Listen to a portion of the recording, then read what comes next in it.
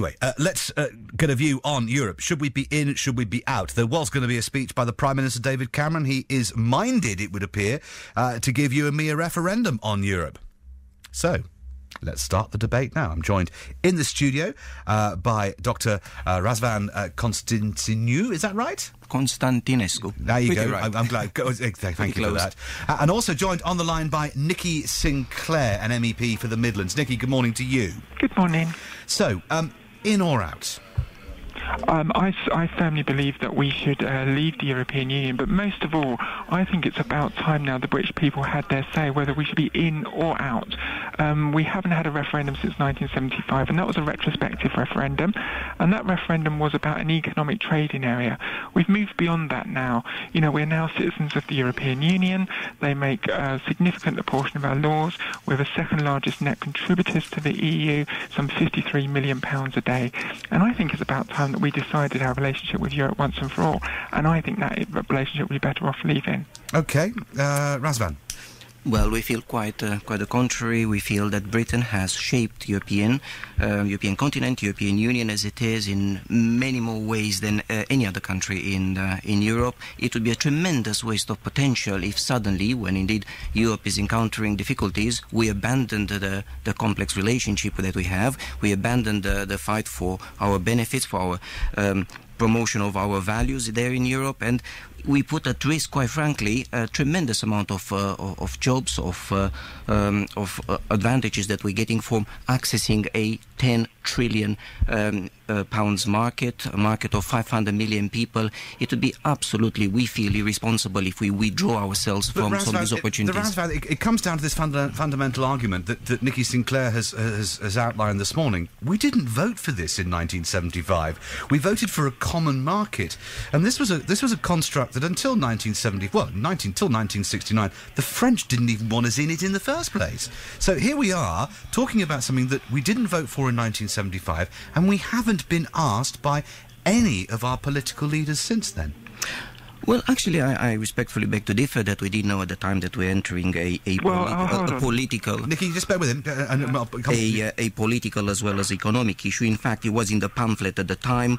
Harold Macmillan, before that, made absolutely clear to the Parliament that we're joining a political and as well as an economic group. So we made it absolutely clear that this is not likely to be just an economic venture per se. And Nikki Sinclaire, that's a fair comment. Actually, no, it's not. No, it's not, because I actually have original copies of those leaflets. I actually bought them on eBay, and people can see them on the website letthepeopledecide.eu. They can read them for themselves. There was never, ever any suggestion that this would be a federal Europe. There was never any suggestion that we would have to pool our laws, our sovereignty, that we would become citizens of the European Union. That was never, ever a suggestion. It was said it was an economic union only. And, you know, we're talking about jobs. If you remember in the late 90s when there was a discussion about us joining the single currency, we were told that unless we joined the single currency, we would lose jobs and we would be marginalised.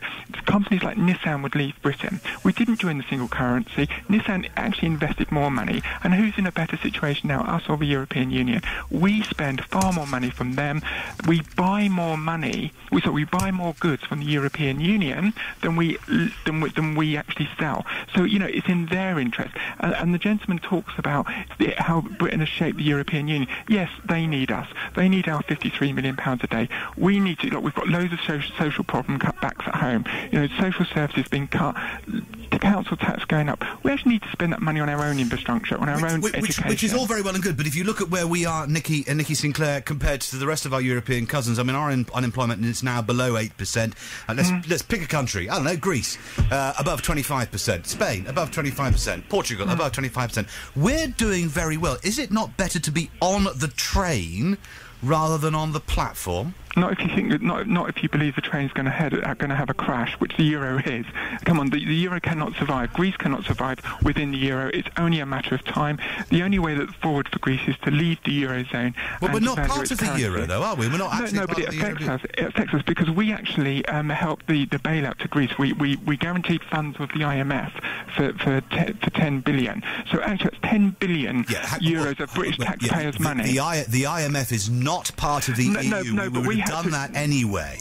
No, we wouldn't. Why would we? Why would we? Because we're part of the International Monetary Fund. That is, Nikki, that is not directly connected to the EU. That is. I'm sorry. You see, that is, if I may intervene here. Did we help bail out Argentina? Did we help bail out Argentina when they went to the IMF? We didn't. We did help. No, we didn't. No, that has other history. We did help bail out Brazil 10 years ago. Well, you see, therein actually lies part of the problem that we're facing with the European Union, because a lot of misinformation is being put forward, like we just heard now from Nikki, and her previous party, UKIP, before that, is a constant barrage of misinformation and inaccurate facts. As we said from the beginning, that we didn't know that we entered in the political union. Yes, we did. It was absolutely clear. The fact that companies would leave, would prefer to stay in Britain if we leave European Union. Of course they wouldn't. And of course we will have to trade with European Union on their terms. And what I am arguing here, what we're really passionate about it, that we'd rather be at the decision-making table and decide those dreaded directives that we hear so much about it,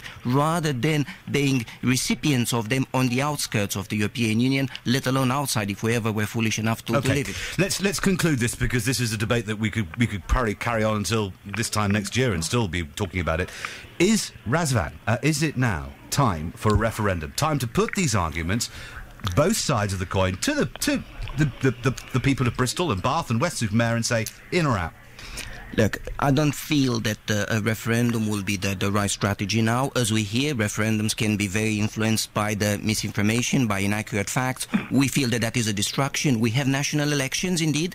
Every national election could be considered a referendum on Europe. If people would like to vote... We have MEP elections, of course, European Parliament, absolutely 2014. So. Absolutely so. So we have ample opportunity for the people of Britain to express their informed, I emphasize, informed opinion on our relationship with Europe. A referendum will be a distraction, will be a time-bound exercise. Presumably in 5 years, colleagues like Nikki will want another one if they're unhappy with this result. OK, Nikki Sinclaire, lance the boil once and for all. Well, why are they scared of the British people? We demand the referendum party want a royal commission to set up to look at the facts, a cost-benefit analysis of the European Union, and then a binding referendum. And if people want to say they want to be in the European Union, that's fine.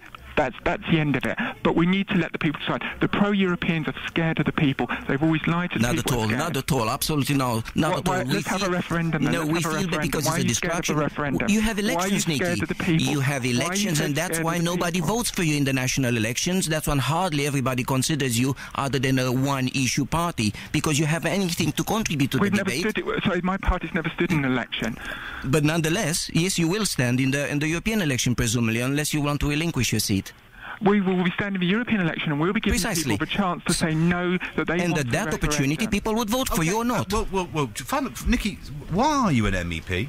Well, that's a good point, yeah. Well, it's a very good point. Well, I got elected in order to represent the majority position in this country of Euroscepticism. Since I've been an MEP, I've put in 220,000 signatures to Downing Street, which forced a debate last year in Parliament. I have proactively done that.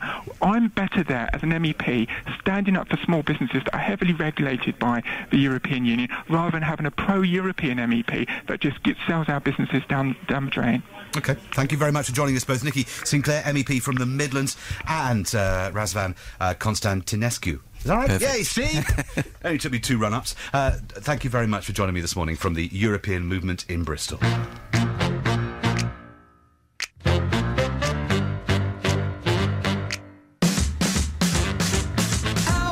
That are heavily regulated by the European Union, rather than having a pro-European MEP that just sells our businesses down the drain. It's both Nikki Sinclaire, MEP from the Midlands, and Razvan Constantinescu. Is that right? Perfect. Yay, see? Only took me 2